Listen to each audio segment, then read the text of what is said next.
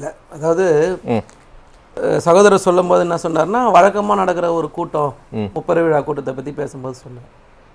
வழக்கமாக நடக்கிற கூட்டம் அப்படின்னு அவர் நினைச்சாருன்னா அதில் எனக்கு மாறுபட்ட கருத்து இருக்கு. ஒரு இயக்கம் 75 வருஷம் நடைபெற்று உயிரோடு இருக்கு.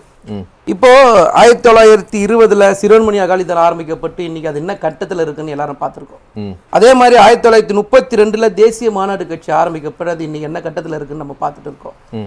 ஆனா இன்னைக்கும் உயிர்ப்போடு 1949 ஆரம்பிக்கப்பட்ட இந்த இயக்கம் இன்னைக்கு ஆளுங்கட்சியா ஒட்டுமொத்த இந்தியாவுக்கே பாசிச சக்திகளுக்கு எதிராக நின்று போராடுற ஒரு இயக்கமா ஆளுங்கட்சியா இருக்கிற இயக்கம் திராவிட முன்னேற்ற கழகம். இந்த இயக்கம் என்ன மாதிரியான சாதனைகள் செய்ததுன்னு நீங்க பார்க்கும்போது இந்த வெற்றியோட உச்சமா 185 சட்டமன்ற உறுப்பினர்களை கொண்ட இயக்கமாவும் இந்த கட்சி தான் இருக்கு. 2 சட்டமன்ற இயக்கமா இருந்தோம் இந்த இயக்கமா தான் இன்னைக்கு இருக்கு. ஸோ வெற்றி தோல்வி எல்லாத்தையும் பார்த்த ஒரு இயக்கம் தொடர்ச்சியா தன்னோட கொள்கையையும் சித்தாந்தத்தையும் மக்கள் கிட்ட கொண்டு போய் சேர்த்து உயிர்ப்போடு இருக்கு. இப்போ அதுக்கான ஒரு 2-3 விஷயம் மட்டும் நான் சொல்லிட்டு அடுத்தது சகோதரருக்கு வந்துடுறேன்.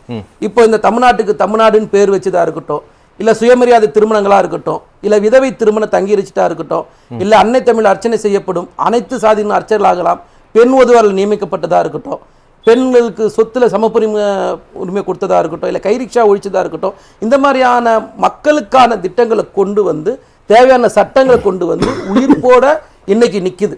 சரி. ஆனா இதற்கு எதிரில் ஒரு கட்சி இருக்குல்ல, இன்னைக்கு எதிர்கட்சியா இருக்கிற தமிழ்நாடுடைய எதிர்கட்சியா இருக்கிற அதிமுகவுடைய நிலைமை கொஞ்சம் நம்ம பேச வேண்டிய கட்டத்துல நாம இருக்கோம். ஏன் அப்படின்னா சாதாரண ஒரு தமிழ்நாடுடைய குடிமகனுக்கான ஒரு சிந்தனை இருக்கும். நம்முடைய எதிர்கட்சி எப்படி செயல்படுது, இதுக்கு முன்னாடி ஒரு எதிர்கட்சி இருந்தது, அவங்க எப்படி செயல்பட்டாங்கன்னு ஒப்பிட்டு பார்ப்பாங்களே தமிழ்நாட்டு மக்கள். நீங்க சிஏஏ நீங்க தான் கொண்டு வரீங்க, என்ஆர்சி என்பிஆர் சட்டத்தை நீங்க தான் கொண்டு வராங்க, வேளாண் சட்டத்திலிருந்து அக்னிபாத் திட்டத்திலிருந்து எல்லாத்தையும் கொண்டு வந்தது நீங்க தான். நீங்க கொண்டு வந்தது இல்லாம ஒட்டுமொத்த மாநில உரிமையை அடமான வச்சது நீங்க தான், மொழி உரிமையை அடமான வச்சது நீங்க தான். ஒட்டுமொத்தமா அடமான வச்சுட்டு இன்னைக்கு தமிழ்நாடுடைய எதிர்கட்சி தலைவரா இருக்கிற நீங்க என்ன காரணத்துக்கு வேணா போய் பாருங்க, அது உங்களுடைய சொந்த பிரச்சனை, அது உங்க கட்சியோட உள் விவகாரம். ஆனா வெளியில வரும்போதுன்னு ஒரு நமக்கு ஒரு பிம்பம் இருக்குல்ல, ஒரு அதிமுக ஒரு இயக்கம் அம்மையார் அவர்கள் நடத்தும் போது எப்படிப்பட்டு நடத்தப்பட்ட ஒரு இயக்கம், அதுக்குன்னு ஒரு உருவம் இந்த தமிழ்நாட்டு மக்கள் பார்த்திருப்பாங்க. அது மோடியா இருந்தாலும் வீட்டுக்கு வந்து பார்த்தது, அத்வானியா இருந்தாலும் வீட்டுக்கு வந்து பார்த்தது, முரளி மனோகர் ஜோஷியா இருந்தாலும் வீட்டுக்கு வந்து பார்த்தது, வாஜ்பாயாவே இருந்தாலும் வீட்டுக்கு வந்து பார்த்தது.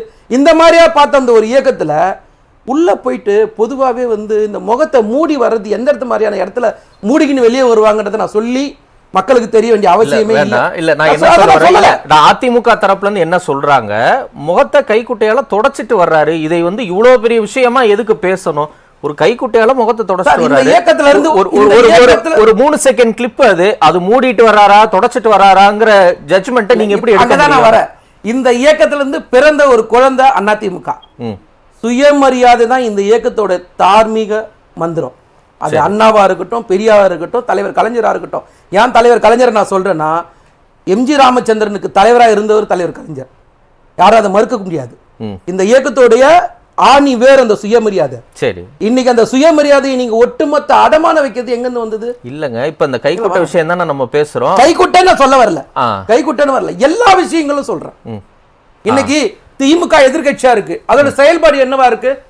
சிஏஏ என்ஆர்சி வரும்போது அதை எதிர்த்து ஆர்ப்பாட்டம் பண்ணது திமுக. சரி, ஆனா ஆதரிச்சு ஓட்டு போட்டது அதிமுக. அங்க சிறுபான்மையின பாதுகாப்பு இல்லாம போயிடுது இல்ல. மாநில உரிமை வரும்போது இங்க அடமான வைக்கிறது எடப்பாடி பழனிசாமி, எதிர்கட்சி தலைவர். ஆளுநர் இங்க அல்ட்ராசிட்டி பண்றாரு, எதிர்கட்சி தலைவர். அவங்களுடைய செயல்பாடு என்னவா இருக்கு? அந்த மாதிரியான விஷயங்கள்ல ஒரு எதிர்கட்சி தலைவருடைய செயல்பாடை பத்தி. சரிங்க, எடப்பாடி பழனிசாமி அடமானம் வச்சுட்டாரு, நீங்க மீட்ட கொள்கைகள் என்னென்ன மீட் இருக்கீங்க? இப்போ என்ன மீட்டிங்க?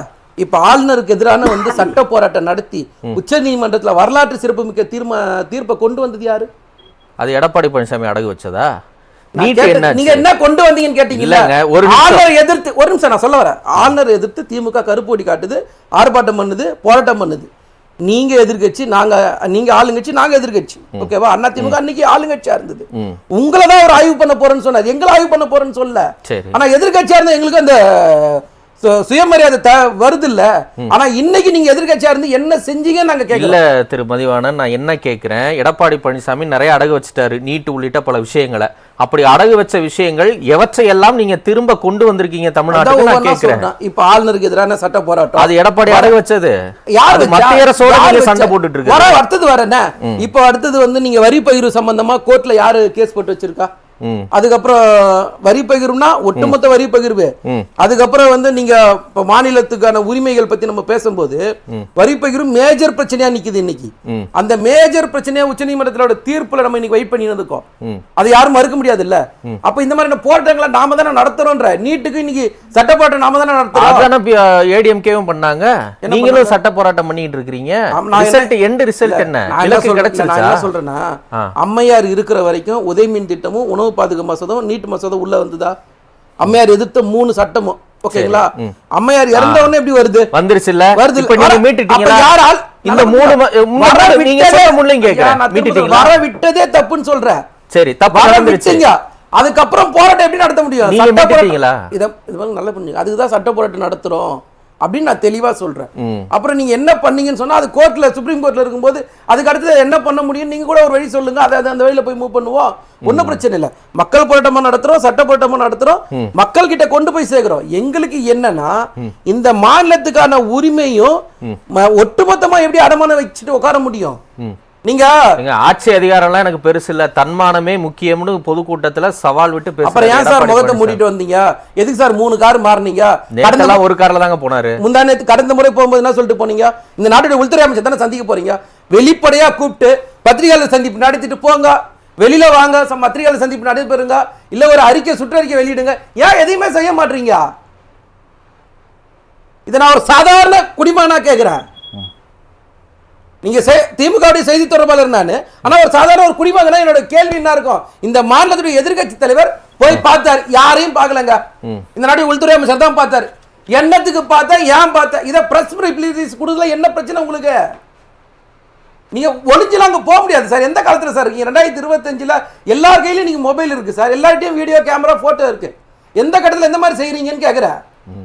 ஆனா நாங்க போய் சந்திச்சாலோ பார்த்தாலோ பேசினாலோ வெளிப்படையா தானே செய்யறோம். ஒரு கட்சியாவும் நாங்க எங்களுடைய செயல்பாடு எப்படி இருக்குன்னு பாருங்க, ஒரு அரசாங்கமா எங்களுடைய செயல்பாடு எப்படி இருக்குன்னு பாருங்க. ஆனா உங்களுடைய கட்சியா நீங்க எப்படி செயல்படுத்துறீங்க? நீங்க ஒரு எதிர்கட்சியா இருந்து எப்படி செயல்படுறீங்க? ஆளுங்கட்சியா இருந்து நீங்க எப்படி செயல்பட்டீங்க? எடப்பாடி பழனிசாமி இந்த ட்ராக் ரிப்போர்ட் நம்ம பார்க்கணுமா இல்லையா? அந்த வகையில இப்படிதான் இருக்கிறாங்க சார். நீங்க ஒட்டுமொத்தமா அடமானம் வச்சீங்கன்ற எதிர்கட்சி தலைவர் பதவிக்கு தகுதி இல்லாத நபரா இருக்கீங்க இன்னைக்கு. அதாவது அண்ணன் வந்து என்ன சொல்றாரு, 10 நிமிஷம் தனியா பேசினாரு, 10 பத்திரிகையில வந்தது, இல்ல 10 சேனல்ல பார்த்தேன்னு சொல்லி. நாங்க எப்ப சார் பிரைம் மினிஸ்டர் பார்க்கலன்னு வெளியே வந்து சொன்னோமா? பிரைம் மினிஸ்டரை போய் பார்க்க போறது இல்ல, நான் 3 இது வந்து அலுவலகம் பார்க்க போன நாங்க என்னைக்கா சொன்னோமா? எங்க நாங்க பொய் சொன்னோன்னு சொல்லணும். இதான் கேள்வி. என்ன பேசணுன்றத ஒரு பிரதமர் ஒரு முதலமைச்சர் பேசுறதை இவர்கிட்ட வந்து சொல்லலாம் முடியாது. ஒன்று. ரெண்டாவது, எதுக்காக பார்த்தோன்றத பிரஸ் ரிலீஸ் நாங்க கொடுத்திருக்கோம். கிடையாது சார், எந்த பிரச்சனையும் கிடையாது. பிரதமர் நான் சேலஞ்ச் பண்றேன், நான் தரேன்ட்ட. அதே எவிடன்ஸ் நான் தரேன்னு சொல்லிட்டேன். நீங்க பேசும்போது புரியல. இல்ல நீங்க நான் தரேன்ட்ட. இது கிளாரிட்டி. அதுக்கு நான் பதில் 45 நிமிஷம் பேசினது இருக்கு. அதுதான் அவர் என்ன சொல்றாரு பாருங்க. 45 நிமிஷம் அதிகாரிகளோட 13 நிமிஷம் ஒரு நிமிஷம் நான் சொல்றேன். 15 நிமிஷம் என்னன்னு சொல்றேன். அமைதி அமைதி என்னோட கேள்வி என்னன்னா, சொல்லிருங்க. இப்போ எடப்பாடி பழனிசாமி நேத்து போனார் சார். இது வரைக்கும் எத்தனை பிரஸ் ரிலீஸ் வந்தது? ஆனா நாங்க அடுத்த நிமிஷம் பிரஸ் ரிலீஸ் கொடுத்தோமா இல்லையா? பத்திரிகையாளர் சந்திப்பு நடத்தணுமா இல்லையா? டெல்லியில இருந்து ஏந்து வரதுக்குள்ளே பிரஸ் ரிலீஸ் நடத்தணுமா இல்லையா? 45 நிமிஷம் வர நடத்தணுமா இல்லையா? உங்களுக்கு 45 நிமிஷம் வேணும், 2 நிமிஷம் வேணும் அப்படின்றதுலாம் நாங்க பத்திரிகை கொடுக்க முடியாது. எது அபிஷியலா பேசுறோமோ, எது கேமரா பாக்குறோமோ, இது அபிஷியல். என்ன பேசுறீங்க? இருங்க இருங்க தம்பி, அவர் நான் அத முடிச்சாதானே பேச முடியும். சொல்லுங்க சொல்லுங்க. பார்த்தது வந்ததை வெளியில சொல்லிட்டோமா இல்லையா? நீங்க ஏங்க சொல்லன்னு கேட்டா, நீ ஏன் பார்த்தனா கேள்வி நான் பதிலா அத பதில் சொல்ல முடியும், கேள்விக்கு வேற பதில் சொல்ல முடியாது. சகோதரர் இவரு என்ன சொல்றாரு, உறுதிமொழி நாள் எடுத்தீங்க, இது வந்து ஊழலை பத்தி பேச வேண்டியதானே, அரசியலமைப்பு சட்டத்தை பத்தி பேச. அரசியலமைப்பு சட்டத்தை பிஜேபி, மோடி, அமித்ஷா என்னைக்குங்க மதிச்சீங்க? ஐபிசி இன்னைக்கு பிஎன்எஸ் மாத்தி வச்சிருக்கீங்களா? யாரை கேட்டு மாத்தினீங்க? ஆர்டிகல் 370 எப்படி திரும்ப பெற்றீங்க? இந்த நாட்டில் இருக்க ஒவ்வொரு சட்ட, வேளாண் சட்டம், அக்னிபாத் திட்டத்துல எப்படி கொண்டு வந்தீங்க? தேர்தல் ஆணைய நியமன மசோதாவை கொண்டு வந்தது எப்படி? இன்னைக்கு ஈடிக்கு வேற ஆளே இல்லையான்னு சுப்ரீம் கோர்ட் கேட்டுச்சா, அது எப்படி? பதில் சொல்லுங்க. ஊழலை பத்தி பேசுறீங்க, தேர்தல் பத்திர முறைகேடு வழக்கை பத்தி உச்சநீதிமன்றம் என்ன சொல்லுச்சு? பதில் சொல்லுங்க. ரஃபேல் ஊழலை பத்தி என்ன பதில் சுப்ரீம் கோர்ட்ல நீங்க அஃபிடேவிட் தாக்கல் பண்ணீங்க, அதை பத்தி பேசுங்க. துவாரகா எக்ஸ்பிரஸ் ஊழலை பத்தி பேசுங்க. ஆயுஷ்மான் பாரத் திட்டத்து ஊழலை பத்தி பேசுங்க. நீங்க பிஎம் கேர்ல ஊழல் பண்ணீங்களா, இன்னைக்கு வரைக்கும் பதில் சொல்லாம இருக்கீங்க, அதை பத்தி பேசுங்க. ஊழலை பத்தி பேசுறது பிஜேபி என்னங்க தகுதி இருக்கு? உலகத்திலே ஒரு கட்சியோட தலைவர் லஞ்சம் வாங்கி மாட்டது பங்காரு லட்சுமணன் உங்க கட்சி தலைவன் தான் சார். உலகத்துல எவனா இருக்கானு சார் அந்த மாதிரி? எந்த கட்சியாவது இருக்கானா லஞ்சம் வாங்குண்டு? அப்படியாப்பட்ட கட்சி பாரதிய ஜனதா கட்சி. நீங்க வந்து பேசுறீங்க. உறுதிமொழி எதுக்காக ஏத்துக்கிறாங்கன்னா அனைத்துக்குமானது, சமூக நீதிக்காக. தமிழ்நாட்டில் இன்னைக்கு 69% இடஒதுக்கீடு நிக்கிறோம்னா யாரால இருக்கிறோம்? இருமொழி கொள்கைக்கு முதல்ல பிரச்சனையை உருவாக்கி அதை முன்னெடுத்த பிரச்சனையை போராடுறது யாரு? தந்தை பெரியார் தானே. நீங்களா வந்து போராடுனீங்க, இன்னைக்கு வந்து பேசுறீங்க. தமிழ்நாட்டுல உங்களுக்கு தமிழ்நாட்டுக்கு என்னங்க சம்பந்தம்? நன்றி நன்றி. நாங்க கஷ்டப்பட்டு உருவாக்கி வச்சிருக்கீங்க ஒவ்வொன்றையும் நியாயத்தை பேசுறோம். நாங்க தெளிவா சொல்றோம். நீங்க அமித்ஷாவை போயிட்டு எடப்பாடி பாரு, பார்க்காம போ. நீ கட்சியை நடத்தாம போ. ஒருமையில பேச வேண்டாம். எங்களுக்கு அது தேவையில்லை சார், எங்களுக்கு அது தேவையில்லை. ஆனா இன்னைக்கு இந்த தமிழ்நாட்டோட நீங்க எதிர்க்கட்சி தலைவரா இருக்கீங்க. அந்த மரியாதைய, அந்த கண்ணியத்தை அதை காப்பாத்துங்க நாங்க நீங்க சொல்றோம். அதை தவிர்த்துட்டு நீங்க கொல்லைப்புற வழியா நீங்க போங்க. கட்சியை நாங்க திரும்ப சொல்றோம். நீங்க சொன்னதை நான் திரும்ப சொல்றேன். எங்களுக்கு எதிர்க்கட்சி அதிமுக இருக்கணும்னு நாங்க ஆசைப்படுறோம். இல்ல நான் நாசமா தான் போவேன் நீங்க ஆசைப்பட்டீங்கன்னா போங்க, எங்களுக்கு என்ன? சரி.